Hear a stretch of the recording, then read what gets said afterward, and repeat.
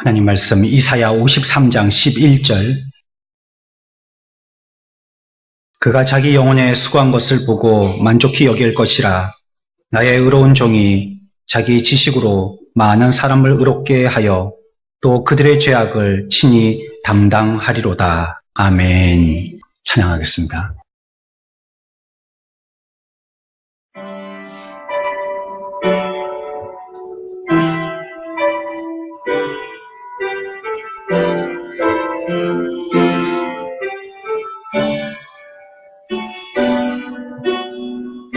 이 세상 가장 많은 마음 순종의 눈물 온 세상 다시 빛나게 한 생명의 눈물 그가 이 땅에 오신 이유 죽어야 살게 되고 저야만 승리하는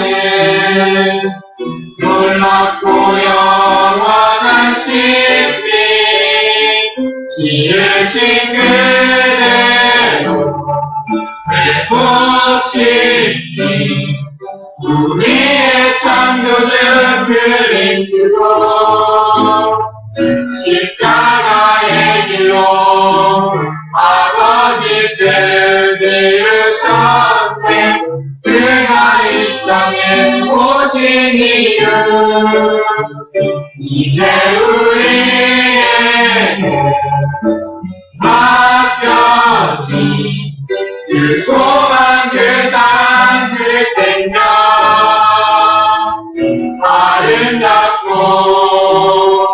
눈부신 십자가의 길 우리가 이 땅에 살아간 이유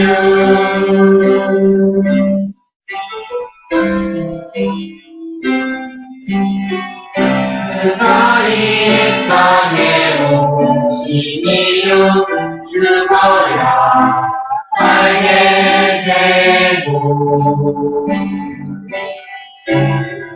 저야만 승리하는 놀랍고 영원한 신비 지으신 그대로 회복시키 우리의 창조주 그리스도 십자가의 길로 아버지 뜻 이루셨네 그가 이 땅에 오신 이유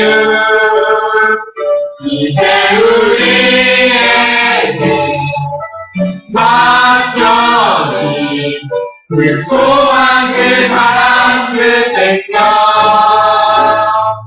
아름답고 눈부신 십자가의 길 우리가 이 땅에 살아간 이유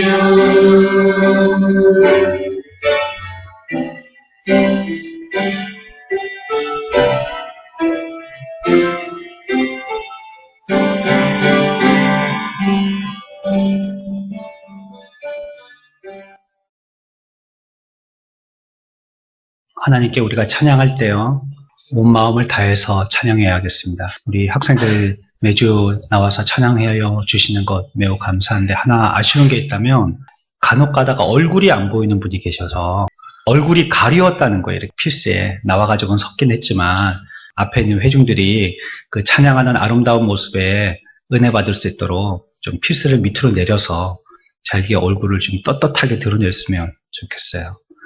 옆에 있는 분하고 우리 한번 인사를 하죠. 얼굴을 보여주셔서 감사합니다. 또 한번 하겠습니다. 반대편에 있는 분에게 하나님께 얼굴을 보입시다. 우리가 아침에 옛날에는 자고 일어나면 어른들께 그분이 인사를 알아듣든지 못 알아듣든지 기침하셨습니까? 이렇게 인사드리고 출근할 때는 다녀오겠습니다. 인사하고 돌아오고 나면 돌아왔습니다. 이렇게 인사하듯이 하나님의 자녀라면 말이에요. 하나님의 자녀로서의 도리가 하나님 앞에 보이는 것이 아닐까. 그게 시작이 아닐까 생각을 해봅니다. 오늘 말씀은요. 그가 자기 영혼에 수고한 것을 보고 만족하게 여길 것이라 라고 말씀하시는 이 11절의 말씀에 우리가 이 시간에 함께 묵상하고 은혜를 얻고 생각을 해야 하겠습니다. 두 가지로 여러분들이 나누어서 생각하시면 좋겠는데 제가 얘기하고 싶은 걸 여러분들에게 의도한 대로 이끌어 가려고 하는 게 아니고요. 성경에서 우리들에게 보여주시는 대로 우리는 따라가면 되겠어요. 첫 번째는 자기 영혼에 수고한 것에 대해서 우리가 함께 생각해 볼 거고요. 그 뒤에는 그것을 보고 만족히 여길 것이다 하는 이 부분을 생각해 볼 겁니다. 수고한 것과 만족히 여길 것이다 하는 것에 대해서 같이 설명을 듣고 묵상을 해 볼 겁니다. 먼저 여기에는 뭐라고 얘기하시냐면 그가 자기 영혼에 수고한 것을 보고 만족하게 여길 것이라 라고 말씀하셨죠. 하나님의 역사는 하나님의 한 분만의 사역으로 끝나는 역사는 없어요. 어떤 거든지 그렇습니다. 삼위의 하나님이 동시에 같이 일하시는 겁니다. 하나님 아버지께서는요. 자기 아들 예수 그리스도가 자기의 영혼의 수고를 감당하였기 때문에 그것으로 만족한다라고 얘기하시는 거예요. 예수님의 사역으로만 동떨어져 있지 않고 하나님의 기쁨으로만 구별되어 있지 않다고 얘기하는 거예요. 하나님이 기뻐하시는 것은 예수님이 그렇게 자기의 영혼을 들여서 수고한 것에 대해서 결실이 있기 때문에 기뻐한다. 이렇게 말씀하시는 겁니다. 그런 거 보면 이와 같이 삼위의 하나님이 동시에 운행하시고 섭리하시고 역사하신다는 것 우리가 알아야 되겠습니다. 저와 여러분들이 잘 알고 있는 것처럼 창조 때에도 그러셨어요. 창세기 1장 26절에 하나님이 이르시되 우리의 형상을 따라 우리의 모양대로 우리가 사람을 만들고 계속해서요. 하나님의 창조하심에 대해서 삼위의 하나님이 같이 하셨다라고 강조하고 계세요. 우리의 형상, 우리의 모양대로 우리가 사람을 만들고 하나님이 혼자 만드셨다면 내가라고 표현하지 않겠어요? 굳이 우리라고 쓰셨어요. 삼위 하나님이 동력하셨다라고 말씀하시는 겁니다. 구원의 사역도 마찬가지입니다. 하나님 아버지께서 하나님의 자기 자녀들인 백성들을 택하시고요. 그 백성을 아들에게 주셨어요. 그 피로 말미암아. 그 예수 그리스도의 보혈로 말미암아 유일하게 그 아들의 수고로 말미암아 그 생명들을 얻게 되었고요. 그런데 이 일은 하나님이 선택하시고 성자 예수님이 자기의 피로 그 일을 수고하셔서 끝나질 않고요. 성령의 동력하심이 없이는 되어지지 아니하는 일이죠. 이와 같이 구원도 성부 하나님과 성자 예수님과 성령 하나님의 삼위의 하나님이 함께 동력하셔서 이루어진 공동 작업이다라는 것을 알 수 있습니다. 하나님께서 계획하시고 정하신 것을 성령께서 하시는 것입니다. 아들이 값을 주고 얻은 것을요, 성령께서 베풀어 주시는 것입니다. 그래서 우리들은 구원을 베풀어 주신 하나님 아버지와 아들과 성령님을 찬양하는 거예요. 우리가 계속 노래할 때도 한 분의 하나님만을 노래하는 게 아니고요. 삼위의 하나님을 같이 노래하는 겁니다. 우리를 구원하여 주신, 그것을 계획하여 주신, 그것을 이루게 하신 하나님을 끊임없이 우리들은 노래하는 거죠. 그게 우리들의 할 일인 것입니다. 목사가 예배 끝 마지막에 축도하지 않습니까? 그때도 어떻게 하죠?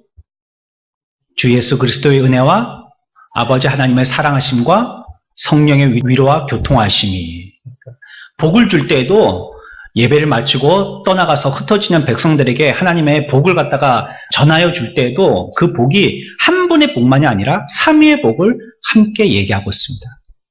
오늘 읽은 말씀으로 다시 돌아가면요. 그가 자기 영혼에 수고한 것을 보고 만족히 여길 것이라 라고 말씀하고 있습니다. 여기서 먼저 우리가 생각할 것이 수고하는 것이다 라고 이렇게 얘기했습니다. 우리의 죄 때문에 수고하신 거예요. 예수님의 수고하심은요. 그것을 얘기할 때 대속이라고 얘기하죠. 그렇기 때문에 감당하셔야 했던 수고입니다. 그래서 수고를 다른 말로 얘기한다면 고난이나 고통이다 할 수 있겠습니다. 이 문장을 한마디로 말로 만들어 보면 우리 죄를 위해서 대속함으로 감당하셔야 했던 주님의 고통과 고난이라고 좀 길게 풀이해서 쓸 수가 있겠습니다. 그게 무슨 말이라고요? 무슨 단어라고요? 예, 지금 제가 수고를 설명하고 있는 겁니다. 예수님의 수고라는 것이 무엇이냐? 과연 뭘 수고하셨다는 말이냐? 뭐 예수님이 집을 지으셨다는 말이냐? 뭐 운전을 하셨다는 말이냐? 그것은 우리 죄를 위해서 대속하여서 감당하셔야 했던 그러한 주님의 고통과 고난이다라는 것입니다. 그게 수고라는 거예요. 수고라는 단어는요, 해산의 고통을 의미하는 것입니다. 성경에서는요, 두려움, 고통, 마음의 혼란, 혼돈 이런 것들을 표현할 때 수고라는 단어들을 썼어요. 주님은 이와 같은 수고와 고난을 당하신 거죠. 그리스도는 육신과 함께 영혼의 고난을 당하신 것을 우리들은 함께 생각해야 합니다. 부활절 전이 되어지면 우리가 고난주간을 맞아서 주님의 고난을 생각하는데 그 고난에 대한 중점이 어디다가 두냐면 그저 예수님의 육신적인 고난에 우리의 포인트를 맞추고 우리를 위해서 아파하셨다. 얼마나 아프셨겠느냐. 이런 걸로 우리의 묵상을 그치고 말 때가 있습니다. 물론 예수님의 고난에 대한 육신의 고난을 배제할 수는 없죠. 이 땅에 그분이 겟세마네 언덕으로 올라가셨을 때 또 피땀을 갖다가 흘리셨던 그 육신의 고난을 우리가 가벼이 생각할 수 없겠습니다. 많은 사람들에게 수치당하시고 침뱉음과 가시면류관의 고난, 그것을 우리들은 가벼이 여길 수 없겠습니다. 또 어떻게 했습니까? 채찍도 맞으셨죠? 저와 여러분들 중에 채찍 맞은 사람은 없잖아요. 그 채찍으로 사람을 때렸다는 것은 그 때리고 맞는 사람이 짐승 취급을 당하고 있다는 뜻입니다. 수치스럽죠. 예수님은 수치 당하셨고요. 채찍을 맞으셨습니다. 그래서 이 죄라는 것은요, 보면 육신과 떨어질 수 없어서요. 육신의 고난이 계속 뒤따르게 되어지는 것입니다. 그래서 대속도 보면 육신의 것과 연결되어 있는 것들을 보게 되어집니다. 하지만 우리가 이 차원에서 끝쳐서 야, 예수님 굉장히 아프셨겠다. 뭐 몸이 너덜너덜해지셨다. 머리에 막 가시면류관 쓰셨다. 침뱉음 받으면 얼마나 수치스럽고 부끄러웠겠느냐. 이 정도로 우리의 묵상의 정도를 그치면 안 되는 것입니다. 그분이 수고하시는 것은 육신의 고난으로 수고에 그친 것이 아니라 어디에까지 나가냐면 영혼에까지 나가신 것입니다. 영혼의 수고에까지 나가신 것, 영혼의 고통에까지 나가신 것입니다. 그분이 많은 인류의 구원을 위해서 영혼의 고통을 당하신 것을 우주적인 고통이다라고 얘기하시는 거예요. 그 고통은 우리가 당해야 했던 고통이고요. 그 고난은 많은 인류들이 자기의 죄값으로 받아야 했던 그런 고난들이었었습니다. 그럼에도 그 모든 것들을 주님이 당하셨던, 우리를 구속하여 주시기 위해서 주님이 당하셨던 그러한 고난으로 성경은 얘기하고 있습니다. 그분은 온전하신 분이기 때문에 죄라는 걸 갖고 나지를 않으신 분이십니다. 그렇다면 주님이 그와 같이 영혼의 고통을 당하시고 육신의 고통을 당하셨던 것은 무엇 때문이냐? 사실은 우리 때문입니다. 그분은 죄가 없어서 고통 당하실 이유가 없어요. 이건 두 개를 동시에 얘기하고 있는 겁니다. 육체와 영혼을 동시에 말씀드리고 있는 겁니다. 예수님이 그와 같은 고난을 당할 이유도 없고요. 그분이 죄가 있어서 영혼의 고통을 당하실 그런 필요도 없으신 거예요. 하지만 예수님은 그와 같이 고난과 고통을 당하신 겁니다. 우리들의 죄가 그분을 고난과 고통 당하게 하신 거예요. 그분은 죄로부터 자유로우시고 죄에 대해서 하고 싶은 성향도 전혀 없으신 분이세요. 하지만 예수님은 우리가 살고 있는 죄의 세상 이 땅에 들어오셨고요. 우리 죄인들과 함께 더불어 사셨습니다. 그리고 우리들이 조금만 짐작하고 일부만 이해하고 있는 그러한 고통을 감당하셨어요. 하지만 주님은 완벽하신 하나님이시죠. 이런 하나님께서 자기는 완벽한데 그가 매일같이 돼야 되고 맨날같이 있어야 될 이 인류, 인간들, 사람들의 모습이 항상 죄로 물들어 있고 죄덩어리인 것을 본다면 예수님은 고통을 당하실 수밖에 없는 겁니다. 여러분들 남자들은 그런 바지 잘 안 입지만요. 여자분들은 흰 바지 잘 입으시죠. 여자분들은 흰 바지를 입어도 그렇게 놀리질 않아요. 아, 저기 디자인이야, 멋있어, 예뻐 이렇게 얘기하는데 남자들이 흰 바지를 입고 예전에 그런 분을 봤는데 흰 바지에 흰 구두 신고 흰 양말에 흰 모자 쓰신 분이 계셨어요. 중년의 할아버지신데요. 머리에다가 포마드 이렇게 기름 쫙 바르면 참기름처럼 쫙 넘어가는 거 있잖아요. 그분 지나가시면은 기도하고 있었던, 아, 그분이 지나가셨구나. 향취로 알 수 있죠. 냄새가 하도 진해서. 그런 분은 뭐 아래 위로 그냥 한 세트라서 보기가 좋았었는데, 남자들은 흰 바지를 입으면 좀 그렇잖아요. 흰색을 입으면 그 몸가짐이 굉장히 조심스럽게 되어집니다. 청바지 입었을 때는 벤치 같은 데 아무 때나 그냥 푹 하고 앉든지, 아니면 잔디밭에도 푹 하고 앉고 그러는데, 이 흰 바지를 입으면 그렇게 못하는 거예요. 혹시 뭐 묻을까 싶어하고 조심스럽게 되는 겁니다. 주님이 이 세상에 오셨다는 건 이걸로 비교할 수 없는 거겠죠. 여러분들이 만약에 한번 상상해 보세요. 아무 죄도 없는데요. 나는 선량하고 착하고 정말 법 없이도 살만한 아주 도덕이고 윤리주의자고 그런데 내가 누명을 쓰고 감옥에 들어갔어요. 근데 그 감옥은 엄청나게 못된 놈들만 들어가는 감옥이에요. 거기 가보니까 사기꾼, 마약 중독자, 살인자, 성폭행범 이런 사람들만 골고루 한 명씩 골라가지고 딱 들어가 있는 거예요. 그 가운데 내가 들어가 있어요. 여러분들이 마음이 어떠시겠어요? 그 가운데에서. 흉악한 사람들 하고 있다 보면요. 선량한 쪽이 자꾸 생각이 납니다. 내가 그때 선량한 사람들과 있었을 때 그때가 추억이 되고요. 이렇게 모질고 험한 사람들과 있는데 그때 그렇게 착하고 좋은 사람들과 있었던 그것이 자꾸 추억이 돼서 자꾸 막 마음이 울렁울렁해져요. 주님이 이 땅에 오셨을 때 그분은 전혀 죄와는 상관없는 분이었는데요. 인간들이 죄덩어리예요. 입만 열었다 하면 죄예요. 행동하는 것이 죄예요. 전부 다. 그가 가는 곳은요. 뭘 갖다가 일부러 의식하지 않더라도요. 사람이 갈 때 해가 비추면 그림자가 저절로 지듯이 우리의 삶은 그냥 그림자처럼 죄가 따라다니는 거예요. 이러한 삶을 살 때 예수님은 그 가운데에서 고통을 당하신 겁니다. 전혀 죄와는 무관하신 온전하시면서 완전하신 분이 불의하고 죄덩어리인 인간들과 함께 하실 때 그 고통은, 그 고난이라는 것은요, 우리가 흰옷 입고 아무렇게나 행동하지 못하는 것과는 비교할 수 없는 것입니다. 그분이 하나님이심에도 불구하고 지금까지도 유대인들은 그리스도를 메시아라고 생각하지 않습니다. 그 사람의 지위를 인정하지 않는 건 모독스러운 거죠. 네가 무슨 반장이야, 네가 무슨 회장이야, 뭐 이렇게 얘기한다는 게 굉장히 모독이 되는 거죠. 그 사람에게. 그분은 하나님이시도 불구하고 사람들에게 신성 모독을 당하셨습니다. 네가 무슨 하나님이야, 그랬으니까요. 가장 높은 분이어서 가장 높은 찬양을 받으셔야 되는 분임에도 불구하고 가장 끔찍한 비방을 들으신 분이 바로 예수님이십니다. 세리의 방탕함, 바리새인들의 위선, 사두개인들의 믿음 없음, 서기관들의 외식, 눈만 뜨면 예수님 주변에는 전부 다 죄의 사람들로 그득했습니다.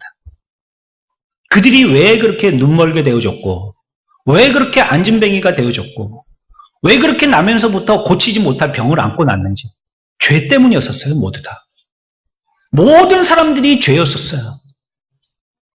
갈릴리 바다를 건너실 때처럼, 풍랑이 일었을 때처럼 그 역동의 시절은요, 모두 다 죄로 말미암은 사람들이 예수님을 둘러싸고 있었어요. 예수님은 그것이 너무 고통스러운 겁니다. 그것이 너무 힘드셨던 겁니다. 하지만 예수님은 아무 조처도 취하지 않으십니다. 예수님은요, 슬픔 가운데 있으실 분이었습니다. 함께 먹고 잤던 12명의 제자들조차도 예수님을 그리스도로 알지 못했고 악한 죄 때문에 그리스도를 더 괴롭게 하였습니다. 이런 것이 예수님이 당하신 수고예요. 그것이 고난이에요. 우리의 구속을 위해서 당하셨던 그분의 고통과 고난의 수고인 것입니다. 실제로 죄인들의 죄가 그분에게 옮겨졌습니다. 이거는 그렇게 돼야만 되는 겁니다. 그렇게 되지 않는다면 주님과 우리와는 아무 상관이 없는 것입니다. 예수 그리스도는 결코 죄인이 아니셨지만요. 그런 적도 없으셨지만요. 그 안에는 죄가 전혀 없으시지만요. 그러나 모든 백성들의 죄가 그분에게 전가되었어요. 그분에게 다 씌워진 것입니다. 6절 봅시다.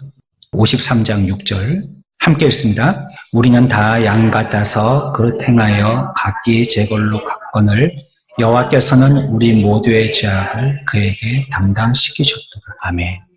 여호와께서는요, 우리 죄, 저와 여러분들의 죄입니다. 모든 인류의 죄악을 어떻게 했어요?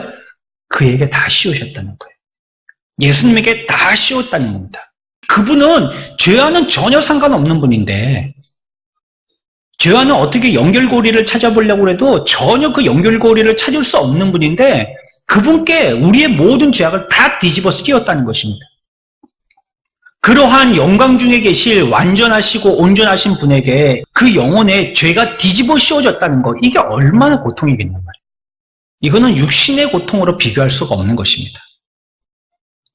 요즘에 뭐 신문 같은 데 보면 자기는 뭐 억울합니다. 나는 죄 없습니다. 이랬다가 나중에 검찰에 잡혀가고 뭐 하루 종일 신문 받고 잠도 안 재우고 밥도 안 먹이고 막 그래가지고 새벽에 3시에 4시에 보내가지고 막 눈이 퀭 해가지고 나오면서 막 후레쉬 세례받고 이랬던 사람들 다음날 신문에 보도될 때는 뭐 자기의 범행을 전부 실토했다 뭐 이렇게 거짓말이 그대로 들통나는 이런 사람들도 많은데 여러분들도 한번 내가 그런 상황이라고 생각해 보세요. 나는 살인과는 전혀 무관한데 내가 살인죄로 혐의가 있다고 해서 잡혀갔다면 말이에요. 내가 살인범이라고 나를 잡아갔다면 말이에요. 내가 경찰서에 살인범으로 잡혀갔다면 말이에요. 이게 우리들에게 얼마나 수치스러워요. 동네 사람들이 다 알 거 아니에요. 어느 날 뭐 삐걱삐걱하고 경찰차 막 3대가 4대가 몰려오더니 나에게 수갑을 채우고 그리고 살인자라고 잡아가고 지금 어디 뭐 저기 중부경찰서에 잡혀서 유치장에 들어가 있다고. 온 동네 퍼질 거 아니겠어요? 온 가족이 다 알 것 아니겠어요? 우리의 양심은요, 그때도 한 줄기 빛이 있죠? 나는 무죄하니까. 나는 죄가 없으니까 결국은 밝혀질 거야 라고 생각을 하는 거죠. 내가 파렴치범처럼 많은 사람들에게 손가락질 당하는 군중들 앞에서 일한 억울한 누명이 그렇게 취급당했던 거, 이런 것들 조금 있으면 다 그게 해결될 거야 라고 한 줄기 빛의 희망을 갖고 있는 겁니다. 그런데 다음날 뉴스 보도가 나오고 그 다음날 뉴스 보도가 나오고 우리들은 기소가 되어서 재판을 받는데 결국은 내가 유죄로 결정이 난 거예요. 죄와는 상관없는 내가 결국은 살인자가 돼버린 것입니다. 그리고 징역 15년, 30년 언도가 난 겁니다. 그리고 구형되어서요 들어간 것입니다. 이거 얼마나 힘든 거겠어요. 우리는 영혼을 지금 생각하고 있지만요, 우리의 마음이 육신의 구속도 힘든 거지만요, 자유롭지 못하게 몇 평 안 되는 곳에서 많은 사람들과 내가 원하지도 않는 사람들하고도 있어야 되잖아요. 그 조그만 공간에서 그런 생각을 한다는 것 자체도 힘든 것이지만 내가 더 힘든 거는 나는 아무 죄가 없는데 나를 모든 사람들이 죄가 있다라고 판결한 거예요. 나는 그 사람을 알지도 보지도 간 적도 이름도 들은 적도 없는데 내가 그런 사람이라고 나를 그와 같이 누명을 씌워서 감옥에 들어가게 한 것입니다. 그리고 결국은 살인범이라고, 그 사람은. 만약에 15년, 20년형이 아니라요, 사형으로 언도된다면 이거는 정말 눈물 나는 거겠죠. 마지막 사형 형틀장에 잡혀갈 때 이거 어떻게, 여러분들 오늘 지금 내가 누명을 쓰고 지금 교도관들이 나의 팔을 양쪽에 붙들고 그건 면회한다라고 얘기하고 데리고 나오긴 하지만 금방 눈치채잖아요. 그렇죠? 사형소들은 또 옷도 색깔도 다르고요. 명찰 색깔도 다르거든요. 결국은 자기가 그렇게 될 줄 아는데 어느 날 뜬금없이 면회 올 사람도 없는데 면회라고 해가지고 가는데 면회실 방향이 아니고 다른 방향으로 가면 직감하죠, 사람들은. 그 난리가 나죠. 그러면 그 마음이 어떻겠어요? 나는 아무 죄도 없는데 말이에요. 여기 와가지고. 그런 거 가지고 영화한 그런 영화들도 많죠, 보면. 누명을 일부러 씌워서 말이에요. 그 사람의 결국은 해결하고 뭐 그런 영화들이 있는데 예수님이 그렇게 죽으신 거예요. 사실은요. 이건 좀 우리의 마음을 이해해보자라고 예를 든 것이지만요. 영혼의 고통이라는 건 이거하고 어떻게 비교를 하겠어요? 죄라는 것은요. 그 죄가 많든지 적든지요. 반드시 형벌받게 되는 겁니다. 죄가 있어서는요. 죄와는 하나님과는 전혀 상관할 수 없어요. 이렇게 한 컵짜리 물에다가 똥물을 한 방울 떨어뜨리든지 우리 교회 지금 7층에 보면 수십 톤이 담기는 물탱크가 있는데 거기에 똥물이 한 방울 떨어지든지 여러분들 이 컵에 있는 똥물 한 방울 떨어진 거 이 컵 드실래요? 아니면 저기 수십 톤이 있는 그 탱크에 있는 똥물 한 방울 떨어졌는데 그 물 드실래요? 어떤 물 드실래요? 안 드시겠죠. 누가 먹어요 그거를? 예? 모르면이야 먹겠지만 거기에 목사님이 똥물을 떨어뜨렸다. 한 방울 아주 진한 걸로 액기스를 떨어뜨렸다. 그래갖고 여기도 한 방울이고 거기도 한 방울이면 여기는 색깔이 변해서 이거 먹으면 안 되겠네 싶어도 거기는 뭔 줄 알아요. 틀면 허연 물이 나오지. 여러분들이 안다면 드시겠어요 그거를? 네? 안 드실 거 아니세요. 죄라는 게 그래요. 야 나는 그렇게 큰 죄도 아닌데 나를 지옥에 보내. 그럴 수 없는 거예요. 아무리 조그만 쇠붙이만 있어도요. 금속 탄지기를 지나갈 땐 전부 다 삑삑 소리를 내는 거예요. 하나님 앞에서 우리의 죄에 적고 작음, 크고 많음, 죄가 있다면 그곳에는 형벌이 따라오는 것입니다.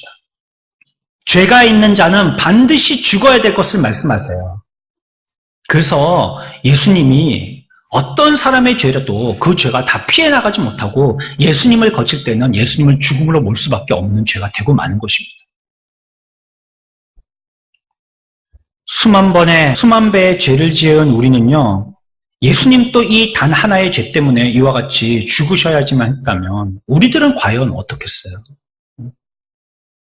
예수님은 죄가 없으신데도 불구하고 그 작은 죄 때문에 하나에 걸려서라도 죽음을 감당하셔야 했다면 우리들이 죽는 거는 그건 당연한 거 아니겠어요? 스스로 자신을 제물로 바치셨고 그로 말미암아 모든 죄를 제거하셨습니다. 자기의 피 흘리신 그로 말미암아 모든 사람들의 죄에 말미암은 심판을 제거받게 되어진 것입니다. 우리들은 이 땅에서 그와 같이 영화를 누리면서 살고 있는 자입니다. 물론 우리의 영혼의 참된 영화는 천국에 가야지 있는 것이지만 우리의 영조차도 죽지 않고 살고 있다는 것이 이게 하나님 앞에서 어떤 면에서는 너무나도 부끄러운 면이고요. 어떤 면에서는 너무나도 감격스러운 면인 것입니다. 이런 것들이 예수님이 당하셨던 수고입니다. 그분의 수고라면 십자가에 올라가고 죽을 동안에 아픔을 이 악물고 참고 있다가 죽으면 끝났고 그래서 부활하셔갖고 날개 달고 하늘로 올라가시고 이 정도로 생각하시면 안 돼요. 우리가 두 번째로 생각할 것은요. 11절에서 그것을 보고 만족하게 여기셨다는 것. 그러니까 주님의 고난에 대한 어떤 결과가 나타났는지를 살펴보는 것입니다. 그걸 보고 만족하게 여기셨다는 것이 그 고난의 결과에 대한 보장입니다. 그런 것 때문에 예수님께서 고난을 당하셨다라고 생각하면 되죠. 다시 얘기하면 예수님이 수고하시는 것은 보고 만족히 여기시려고 수고하신 것입니다. 그것이 없으셨다면 수고가 불필요한 것이죠. 뒤에 결과가 그런 것이 아무것도 남을 게 없다면요. 얻어지는 게 없다면 예수님의 수고는 소용없는 수고가 될 뻔했죠. 그가 자기 영혼에 수고한 것을 보고라고 말씀하시죠. 지금 또 예수님은 살아계셔서요. 하나님의 백성들, 고난의 열매인 저와 여러분들을 뭐하고 계신다고요? 뭐하고 계세요? 지금 또 살아계셔서 우리를 보고 계신 겁니다. 예수님은 죽지 않으시고 살아계세요, 지금. 삼위 하나님이 항상 함께 하신다고 했잖아요. 그분 삼위가 같이 살고 계십니다. 앞에서 말씀드린 것처럼 수고는 무엇을 말할 때 설명되어지는 단어였다고요? 뭐 할 때? 산고, 아이를 낳는 고통, 이걸 얘기할 때 이 수고라는 단어를 썼어요. 산고는요, 죽는 것처럼 아픈 걸 얘기하잖아요. 그걸 산고의 고통을 당했다 이렇게 얘기하잖아요. 그렇지만 예수님께서 세상에 오게 될 새 생명에 대한 기쁨은요, 그 수고를 기억지 않게 하셨어요. 아무리 그 수고가 죽을 만큼 아픈 고통이다 할지라도 새 생명에 대한 기쁨이 그 수고를 다 감수하게 했더라는 얘기입니다. 다시 성경으로 돌아가 볼까요? 어째 예수님께서 그와 같이 수고하셨냐고요? 이와 같이 영혼에 수고한 것을 보시는 것 때문이에요. 이러한 새 생명의 탄생의 기쁨이 있기 때문에 그와 같은 수고의 고난을 감당하신 것입니다. 지금도 천국에서 항상 내려다보고 계시고요. 자기의 고통과 슬픔으로 말미암은 구원받은 하나님의 취하여서 하나님의 백성된 단 그의 열매들을 지금 또 보고 계신 거예요. 여러분들을 계속 주목하고 계십니다. 항상 주님의 눈은 여러분들을 따라가고 있어요. 여러분들이 있는 곳에요. 주님이 항상 함께하고 있어요. 감사하기도 하고요. 두렵기도 한 겁니다. 여러분들이 죄 짓고 있는 죄의 그늘 가운데서도 하나님은 계속 주목하고 계신다는 뜻이에요. 내 혼자 다른 사람들이 알지 못하는 악한 생각, 악한 감정, 마음 품고 있을 때 그것도 불꽃과 같은 눈동자로 꿰뚫고 보고 계시는 거예요. 나의 마음을 가리고 다른 사람을 속이고 사기치고 그 사람들을 갖다가 억울하게 누명을 씌우고 하는 거 주님께서 우리를 다 보고 계시는 거예요. 그리고 또한 우리가 슬픔 가운데 있을 때도 나 혼자 고독한 독방 가운데 있어서 아무도 나를 위로해 주는 자가 없고 나를 이해해 준 자가 없는 가운데 있을 때도 주님은 나를 보고 계신 겁니다. 자기 영혼의 참 만족을 누리시려면요. 그 수고한 것이 결과적으로 열매로 나야 되는 거예요. 애를 쓰셨는데 애쓰신 결과가 아무것도 없다. 그렇다면 그 수고가 무용지물이잖아요. 하지만 주님이 그렇게 수고하셨는데 수고의 열매를 볼 게 계시더라는 거예요. 그게 누굽니까? 저와 여러분들이잖아요. 자기는 하나님의 백성으로 삼기 위해서 인류에게 사랑을 베푸시고 죽기까지 하셨는데 그 사람들이 자기가 죽은 그 생명의 영향을 받지 않고 그들은 주님과 전혀 상관없는 자가 되어진다면 이것은 정말로 주님의 십자가의 죽으심이 무효한 죽으심으로 만드는 것입니다. 그래서 주님에게 만족이라는 것은요. 주님이 십자가에 죽으셔서의 만족보다도 십자가의 죽으심으로 말미암아 구원받을 하나님의 자녀들이 하나님께로 돌아오게 되어지는 것으로 인한 만족입니다. 어쩜 예수님의 죽으심은요. 하나님께서 그와 같이 하나님의 백성들을 구원하시기 위해서 수고하도록 허락하신 것이고 명령하신 거예요. 어느 때에는 이 수고가 비켜 지나갔으면 싶은 때도 있으셨어요. 하지만 그러면 그건 하나님의 뜻이 이루어지는 게 아니잖아요. 수고하셨습니다. 그분의 만족은요. 그로 말미암아 영향을 받는 하나님의 백성들이 주님께로 돌아오는 것입니다. 그게 그분에게 만족인 것입니다.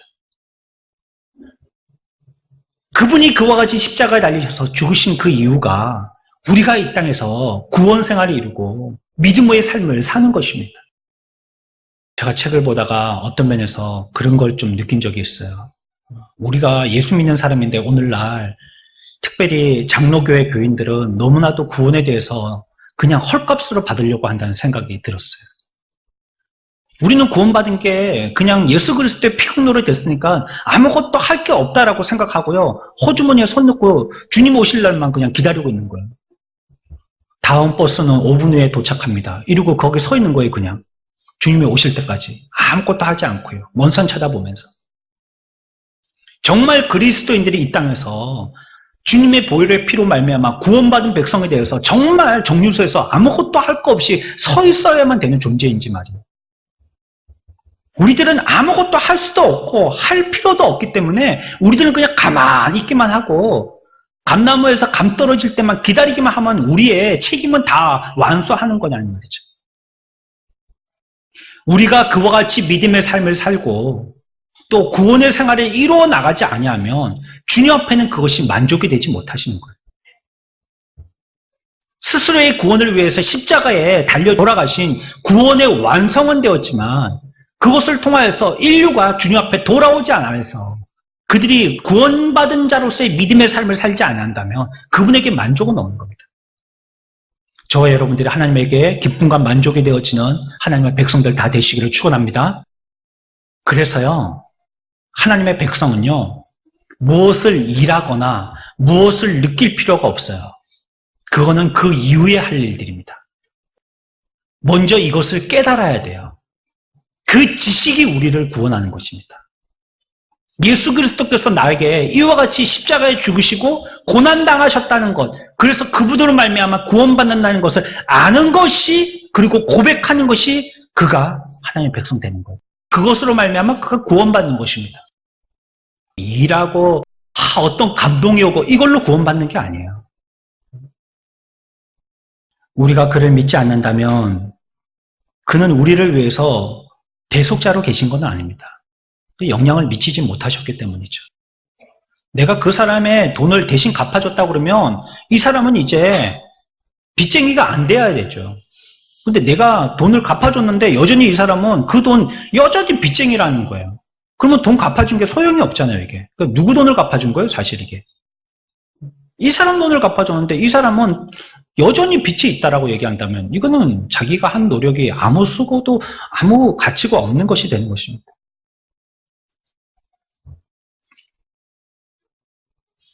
자기를 믿는 자들을 위해서 고난받으셨습니다. 그러나 우리가 그를 신뢰하지 않는다면, 또 그분을 의지하지 않는다면, 그분을 믿고 따르지 않는다면 이 문제에 대해서 우리들에게는요, 아무 분깃도 우리들에게 아무 목도 없는 것입니다. 아무 효과가 없는 것입니다. 어떤 사람이든지 예수님께로 와서 그를 믿는 것 그 자체가 그리스도가 그를 위해서 대신 죽으셨다는 징표가 되어지는 것입니다. 그래서 우리들은요, 먼저 하나님 앞에 나와야 되고 또 그분을 믿어야 하는 것입니다. 피로 구속받은 자들은요, 예수님을 믿는 믿음으로 소생하지 않는 무리들하고 구별되어지는 삶을 살게 되어집니다. 하나님은 자기의 교회를 사랑하셨고요, 그것을 위해서 자기의 아들 예수 그리스도를 우리들에게 주셨습니다. 선한 목자가요, 양을 위해서 자기 목숨을 내놓은 것입니다. 아버지께서는요, 그 아들에게 주신 모든 자들이 그 아들에게 돌아오도록 하실 것입니다. 그 아들에게 돌아온 그 모든 자들은 결코 목자되어 주신 주님 앞에 버림받지 않으실 겁니다. 성도들이 은혜 안으로 들어올 때, 그들이 거룩한 삶 속으로 들어올 때 그분이 그로 인해서 만족한 삶을 사시는 것입니다. 우리가 그저 구원받은 자로서 이 땅에서 그냥 살고 있는 그런 지위가 아니라요, 우리들은 은혜의 삶을 살아야 되고요, 거룩의 삶을 살아야 되는 겁니다. 나는 예수 믿었기 때문에 이 모든 일단락 되어졌고 그냥 내 할 일은 다 됐고 그냥 내가 하고 있는 일들은 하나님 앞에 그 구원받은 거에 대해서 마치 큰 비행기의 부속에 볼트 하나와 같은 역할을 하는 거야라고 생각하시면 안 된다는 겁니다. 구원받았다라면 내 삶이 항상 창공을 향해서 뜨는 비행기가 되도록 완벽하게 정비가 되어 있어야 된다는 겁니다. 늘 은혜에 살고 늘 거룩의 삶을 살아야 된다는 거예요. 우리가 그렇게 하지 못하는 거는 그분이 우리를 위해서 죽으신 그 죽음의 가치를 떨어뜨리는 겁니다. 이건 뭐 힘 될 때는 하고 힘 없을 때는 안 하고, 뭐 나는 이 비행기에 작은 볼트 하나니까 나는 그 조그만 역할 한 개만 하면 되니까 그냥 내가 뭐 그런 생각이 나면 한 번씩 거룩한 삶을 사는 척 하거나 아니면 경건한 삶을 사는 척 하거나 믿음의 삶을 사는 척 하면 되는 걸로 그쳐서는 안 된다는 거예요. 우리의 전 생애가 그래야 된다는 것입니다. 그래야지 주님이 우리의 삶을 통하여서 찬양받으시고 만족하신다는 게 영광 거두신다는 겁니다. 내게 그것을 위해서 우리들에게 생명을 주시기 위해서 십자가에 죽으셨는데 우리들이 그런 삶을 살지 않는다면 그 죽음이 무효한 죽음이 된다는 거예요. 우리가 그런 삶을 산다는 거예요. 무효한 죽음이 되도록. 우리는 이 시대에 어떤 합리주의 동조하면 안 됩니다. 교회에서 합리성 따지면 안 돼요. 어떤 것이 더 합리적이냐. 그리고 교회는요, 민주주의 하는 데 아닙니다. 민주주의가 지금 하고 있는 정치에서 어쩜 사람들이 고안해낸 최선의 정치이기 때문에 민주정치를 따르고 추앙하고 있지만요, 민주정치가 최선의 정치는 아니에요. 민주정치도 얼마나 오류와 잘못된 게 많은지 몰라요? 한 사람이 옳고 10사람이 틀렸어요. 그런데 결정할 때는 다수결에 10사람 따릅니다. 이게 잘한 거예요? 잘못한 거예요? 잘못하고 있습니다. 하지만 민주정치는 그렇게 합니다. 교회는 그런 거 하는 게 아니에요. 자, 오늘부터 우리 이 지역에 복음을 증거할까요? 말까요? 증거하기를 소원하시는 분은 손들어 보시고, 복음 증거 안 하기를 원하시는 분은 손들어 보십시오. 해가지고 복음 증거 안 하기를 한 90%가 손들었어요. 그러면 우리 교회는 복음 증거하지 않겠습니다. 이렇게 하는 데가 아니란 말이에요, 교회가. 근데 그렇게 하기가 쉬워요. 교회가 이제는 얼마나 힘이 없어졌는지 세상을 변화시키는 게 아니고요, 세상이 교회로 들어와서 교회가 변화되고 있어요. 아니, 변질되고 있어요. 현대의 거짓 종교도 대적해야 돼요. 가짜 교회가 얼마나 많은지 모릅니다. 교회 가면 무조건 복 받는다고. 성경에 그런 말씀 어디 써놨던가요? 십자가를 지고 나를 따를 것이다 라고 말씀하지. 전부 다 복이다. 뭐. 그 복도 깊은 영적인 복을 얘기하지는 않고 육신적인 현세적인 복만을 얘기하면서 말이죠. 교회 오면 다 해결되고 다 낫게 되고 다 합격되고 전부 다 뭐 승진하고 막 전부 다 막 부자 되고. 헌금 내는 게 아니고 하나님 앞에 예물 드리는 게 아니고 복채 내는 거, 복채. 그리고 정성껏 드립니다. 하나님의 은혜로서 아무것도 할 수 없는 존재라는 걸 인정하며 예배하는 게 아니고요. 내가 정성껏 하면 하나님께 그 전성에 탄복하셔서 나에게 뭔가를 주시지 않겠는가 생각합니다. 그리고 자기 나름대로 어떤 횟수를 정합니다. 나는 뭐 40일을 해야지. 옛날에는 그런 거 있었어요. 40일 뭐 100일 뭐 3,000번 뭐 이런 거 헌금 3,000번째 이래가지고 뭐 헌금을 3,000번 하루도 안 빼놓고 하는 거예요. 물론 하루에 뭐 5만 원씩 이렇게 하지 않았습니다. 그러면 뭐 살림이 거들나겠죠. 하루에 5만 원씩 하면 뭐 10일만 해도 50만 원인데 조금씩 하는데 뭐 횟수를 채우는 거예요. 이게 자기 나름대로 어떤 기준을 만드는 거죠. 도대체 성경이 어디 있어요, 그런 게? 5만 거 떼만 게 그냥 교회 다 들어온 겁니다, 지금. 성황당에 빌든 거 그거 들어와 있고, 정성껏 빌든 그거 무속신앙 들어와 있고, 어디에 가도 그런 거 하잖아요. 뭐 며칠 기도 이런 거 있잖아요. 뭐 100일 기도 뭐, 자녀 합격을 위한 몇 번째 기도 뭐 이런 거 있잖아요. 뭐 3,000번 기도 이런 거 있잖아요. 그거 하듯이, 그거 좋아 보이니까 교회도 그거 들고 들어온 거예요. 비평가들의 조소를 두려워하지 말아야 되고, 무지한 자들의 희롱에 대해서도 어떤 때는 들을 수 있는 자들이 돼야 됩니다. 예수 믿는 사람들을 박해하기도 하고요. 위협하기도 하고 경멸하기도 합니다. 예수 믿는 사람들이 용기가 없어서는요. 예수 믿지 못합니다. 담대함으로 임해야 됩니다. 죽일 것 같아도요. 죽지 않습니다. 우리가 그리스도를 신뢰할 만큼 잘 알고 있는지 말이죠. 우리가 의롭게 된다는 것은요. 정말로 하나도 죄가 없는 것처럼 의로운 자의 삶을 살게 된다는 것을 얘기합니다. 주님이 우리를 의롭게 하신다는 거예요. 하나님 앞에 정말로 티끌 하나도 죄가 없어서 하나님이 받아들이실 만한 사람이 된다는 것입니다. 주님이 우리를 의롭게 해주신다는 거예요. 우리와는 전혀 비교할 수가 없는 단어예요. 근데 예수님이 십자가에 죽으심이 우리들에게 그러한 효과를 미치는 겁니다. 보실 때는 전혀 우리들에겐 죄가 없어 보이게 해야 되는 거예요. 어떤 거라고 말씀드렸습니까? 여기에 뭐가 있지만요. 여기에 뭐가 있는지 여러분들에게 모르게 할 수 있습니다. 제가. 여기 뭐가 있잖아요. 이거 모르게 할 수 있어요. 어떻게 하면 되느냐? 덮어버리면 됩니다. 안 보이시죠? 하나도? 뭐가 있는지 안 보이죠? 제가 손가락을 몇 개 펴고 있는지 안 보이죠? 이게 예수님의 의로움으로써 우리의 죄가 덮였다라고 하는 겁니다. 우리의 죄는 들춰보면 여전히 있습니다. 그러나 예수님이 우리를 위해서 죽으신 그 보혈의 공로가 이렇게 우리의 죄를 덮으신 겁니다. 그러면 하나님이 보실 때 죄가 하나도 안 보여요. 티끌도 안 보이는 겁니다. 이 공로로 우리가 구원받게 되는 겁니다. 이런 자로 우리들을 인정해 주시는 겁니다. 그러니까 지금 하나님은 우리를 죄인 취급하시는 게 아니고 무슨 취급하세요? 의인 취급합니다. 의인.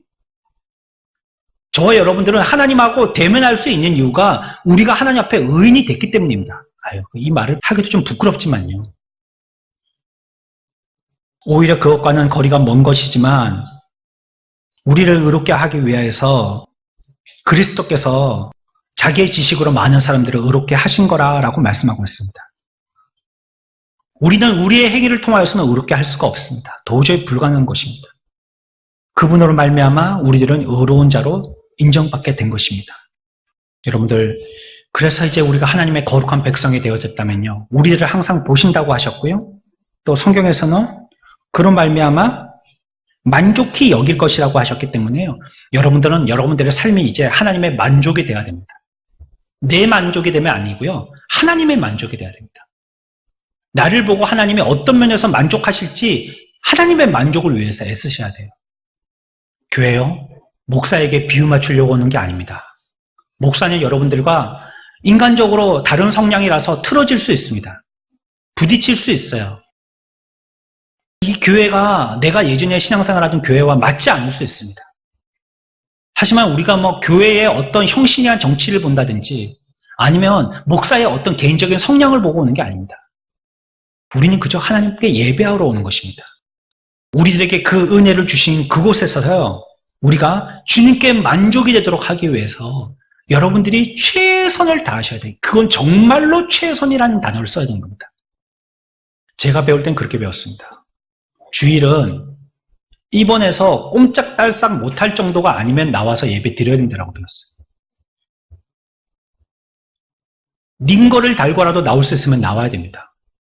아니, 어떤 감옥에는요, 교도소도 탈출하를 파는데 그렇게 지키고 막 이렇게 높은 담장을 씌워놓고 철창을 치고 막 CCTV 다 켜놓고 막 저기선 카메라 다 비춰놨는데도 거기를 탈출하는 사람들도 있는데 병원에를 못 나와요. 병원 간호사들이 지켜서 못 나와요. 스릴이 있어요. 한번 빠져나와 보세요. 예? 뭐 이거 끼고 있지만요. 이것도 뺄 수 있는 방법이 있어요. 우리가 주의를 지키거나 하나님을 믿는데 우리의 최선을 다해야 되는 거예요. 애를 써야 되는 거예요. 됐으니까 그 정도 하면 됐다라고 자기 만족으로 끝나는 게 아닙니다. 하나님 앞에 최선이 돼야 되는 것이에요. 복음이 선포되는 곳이라면요, 어디든지 참석하십시오. 특별히 오늘 현대는 교회들이 어느 부분에서는 조금 무질서해져 있는 면들이 있기 때문에 조심해야 되지만요, 안전하게는 자기 교회에서 모이는 집회는 참석하는 겁니다. 어떤 때? 우리 교회 공적인 집회가 뭐가 있죠? 공예배가 뭐가 있죠? 주일 오전 11시 또 오후 2시 반. 주일은요, 하나님의 날이에요. 그래서 주일이라고 부르는 거예요. 노는 날이 아니고요, 하나님의 날이고 내 날이 아닌 거예요. 이 날은 아침부터 저녁까지 하나님을 위해서 써야 돼요. 뭘 하든지 그 날의 하루는 모든 것이 다 하나님을 위해서 해야 돼요. 근데 우리는 내일 나가서 일해야 되니까 오늘은 뭐 오전 예배만 드리고 집에 가서 좀 쉬어야지. 쉬는 게 누구를 위해서 쉬는 거예요? 자기 위해서 쉬는 거잖아요, 지금. 또 뭐 있습니까? 수요일 있죠? 금요일 심야기도회 있죠? 새벽기도회 있죠? 우리가 공적으로 나와서 하나님 앞에 얼굴을 보여야 될 때는 보여야 되는 것입니다. 여러분들이 할 수 있는 최선을 다하십시오. 여지가 있는데 아끼거나 남겨두지 마시고요. 할 수 있는 최선을 다해야 되는 것입니다. 그때 선포되어진 말씀들을요, 거부하지 마십시오. 다 아멘으로 받으셔야 됩니다. 물론 우리가 먹는 영의 양식 가운데는 딱딱한 것도 있고요, 뼈가 들어있는 것도 있습니다. 가시가 돋쳐 있는 것도 있어요. 나는 위장이 약해서 잘 소화 못 시키는 것도 있어요. 하지만 그거 다 드셔야 됩니다. 영양소 중에 조그만 영양소인데요, 그 양 아주 미미한데 그게 부족해서 병이 나요. 다 먹어야 됩니다. 다 드셔야지 돼요. 좀 입맛이 쓰고 맛이 없다 할지라도 다 드셔야지 됩니다. 이제 우리의 죄는요, 더 이상 우리의 죄가 안 되게 됐어요. 아까도 말씀드렸고 우리가 성경에서 살펴본 것처럼 우리의 죄는 그분에게 전가됐다 했습니다. 그리고 그분의 의가 우리에게 속하게 된 것입니다. 우리가 이전에 했던 모든 신성모독적인 말들은 다 토해내야 할 것이고요, 한때 무시했던 내 마음대로 섬기려고 했고 거룩의 길을 따라가려고 하지 않았던 것 회개하고 새 길로 접어들어야 되는 것입니다. 사람을 의롭게 하는 것은 물론 행위로 말미암은 것은 아니지만 그로 말미암아 그 예수 그리스도의 보혈로 우리가 구원받게 되어졌으니까 우리가 그것을 아는 지식으로서 이제 그러한 삶을 살아야 하는 것입니다. 여러분들이 만약에 하나님 앞에서 오늘 회개해야 될 것이 있다면 회개를 내일로 미루지 말고 지금 이 시간 하십시오. 저는요, 요즘에 그런 생각을 해봅니다. 우리의 노예의 한 친한 목사님께서 한 4일 전에요, 갑자기 병원 가서 무슨 진료를 받으시다가 뇌경색으로 쓰러지셨어요. 지금 또 수술하시고 회복이 안 되시고 의식이 없는 가운데 계세요. 뭐 3일째, 7일째, 14일째 이렇게가 고비라는데 오늘이 4일째예요. 이제 일주일 남았고 이제 14일이 남았는데 어떻게 되실런지 모르겠어요. 그분이 조금 빼빼 마르시고요, 식사를 많이 못 하셔요. 그냥 장이 좀 안 좋으신가 봐요. 그렇게만 알았죠. 그냥 지금은 61세 되셨는데요. 목회자에게 50대와 60대는 피크기거든요. 한참 일할 때거든요. 근데 쓰러지셨어요.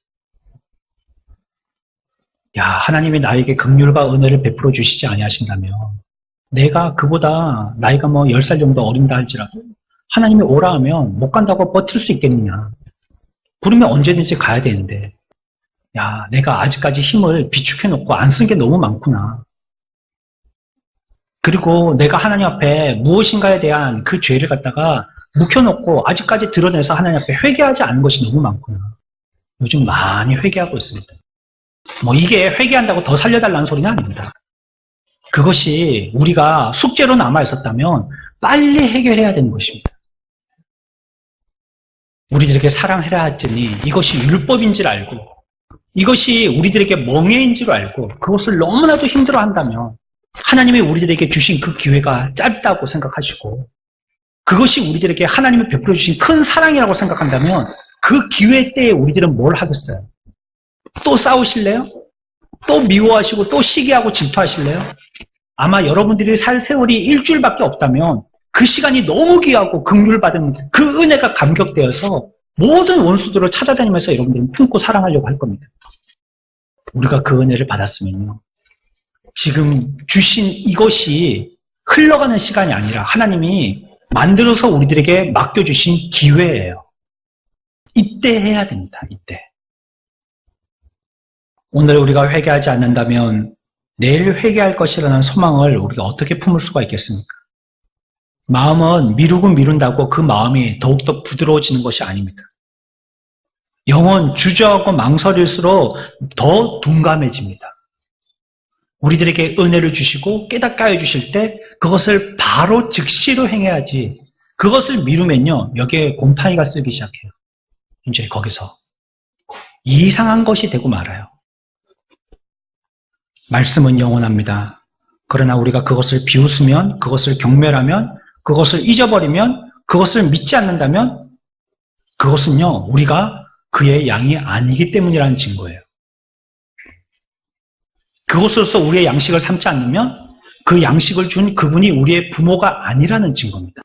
만약에 여러분들 개인이 그것을 거절한다면 여러분의 부모도 거절할 거고요. 여러분의 자녀들도 거절할 것입니다. 우리들은 그분으로 말미암아 큰 구원의 은혜를 입은 혜택을 입은 자들입니다. 이 시대를 살고 있는 저와 여러분들, 오늘 우리가 뭐라고 말씀했습니까?